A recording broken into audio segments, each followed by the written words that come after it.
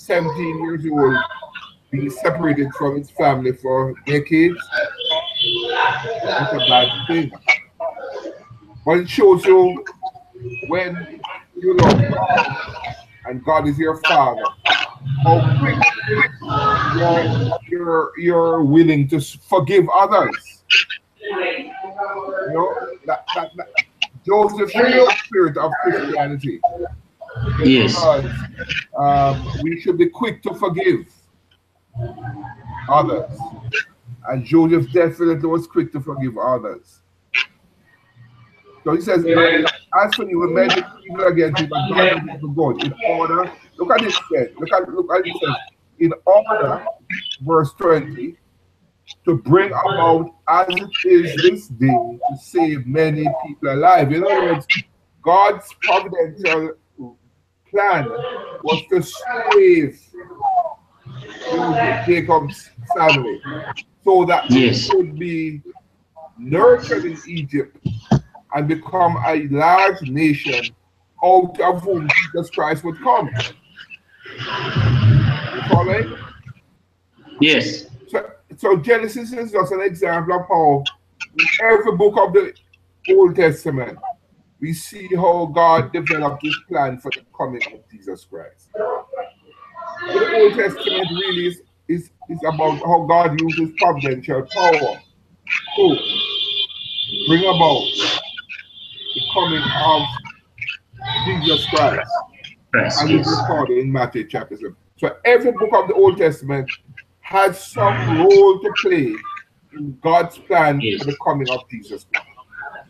Yeah. So the Old Testament is all about Jesus Christ is coming and how God developed that plan. Let's finish off this and then we're going to stop. Read 22 to 26. So Joseph dwelt in Egypt, he and his father's household, and Joseph lived 110 years. Joseph saw Ephraim's children to the third generation. Ephraim's children to the third generation, the children of Machir, the son of Manasseh, were also brought up to Joseph's knees, and Joseph said to his brethren, I am dying, but God will surely visit you and bring you out of this land to the land of which he swore to Abraham, to Isaac, and to Jacob. Then Joseph took an oath from the children of Israel, saying, God will surely visit you, and you shall carry up my bones from here. So Joseph died, being 110 years old, and they embalmed him, and he was put in a coffin in it. All right. And he was put in a coffin in Egypt and then he was carried out and buried. Okay, so what this shows us is how powerful God is Yes, and how God can work, how he can use even one person, how he can use you. With God, all things are possible. And the other thing you learn about Joseph is how God can use a faithful person. Because Joseph remained faithful to God throughout his stay in Egypt. So when he was a slave in Potiphar's house, he was faithful. He was loyal to Potiphar. He was faithful to God. When he yes, was in prison, he was faithful to God. He never gave yes, up. He never said, let me commit suicide. He never said, poor me. Look what has yes, happened to me. He yes, was faithful to God. He never yes, lost hope that God yes, would use him. He said to the butler and the baker whose dreams he had interpreted, he said, when you remember me when you leave. One yes, of them left, another one died.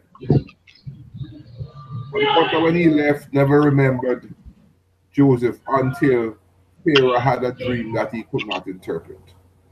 So one of the things you learn from this lesson is the importance of not losing hope. Yes. Even when things are not going the way we want them to go. We must never lose Yes. hope. We must always um, believe that better will come, that God has a plan. Because the other thing is that God always has a plan. Yes. We sing a song in Jamaica, I know the Lord will make a way for me. God always has a Yes. plan. And Yes. God's plan for us is always a good plan when we are faithful Yes. to Him. Because He will Yes. always make a way for us, for our children, um, so long as they remain faithful to Him. One of the things you want to teach your children, and which I teach mine. I have 3 children. Yes. All of them are Christians, and all of them are married to Christians. And what I think I teach them is this: take care of the Lord's business, and He will take care of your business. Yeah. Always put God first. So they say, what your daughter wants to be when she grows up. Excuse me. What she wants to be when she grows up. Your daughter. What your daughter wants to be when she grows God, up. God will surely visit you. Eh? God will surely visit you.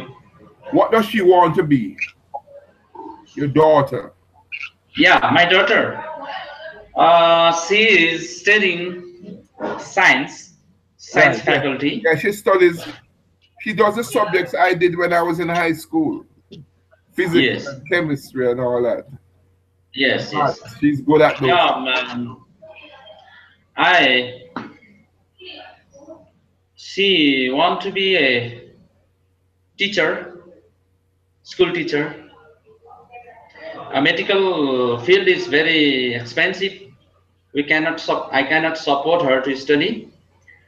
Um, and she could be school teacher, college teacher.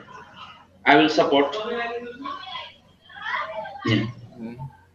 Well, I have a son who Yeah. who's a medical doctor, Yeah. and I like you, I could not support him Yeah. to medical school. But Yeah. let us say he wanted to be a doctor. Yeah. So I had him. He said, I said, okay, sir, you're right. And he wrote to Abilene Christian University Yeah. and told them what he had in mind. Yeah. And they offered him a half scholarship. Yeah. And it just so, and then somebody now, some family in America helped him to go to university. And then another family helped him to go to medical school. What I mean, I like you had no money to send my son to medical school. But today he's a medical doctor, he's a psychiatrist and all that. Yeah. You have to sort of like dream, you know? You have to say, well, okay, fine. Let's see what God works out. Yeah. Let's see Yeah. I believe it. what God works out for her. If she wants to, well, write to the university, write to them. Tell them what you're doing in Nepal. Yeah. Tell them what you're doing. Say, my daughter has very good grades. Send them a copy of your grades. And tell them what you have in mind. Yeah. Yeah. Just send Yeah. them, write a letter of application and say, I want to go to medical school because I tell you, there are millions of Christians in the United States. Yes.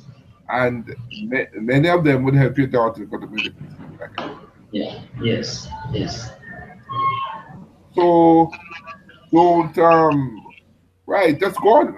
Tell her to go online and write to Abilene Christian University. Just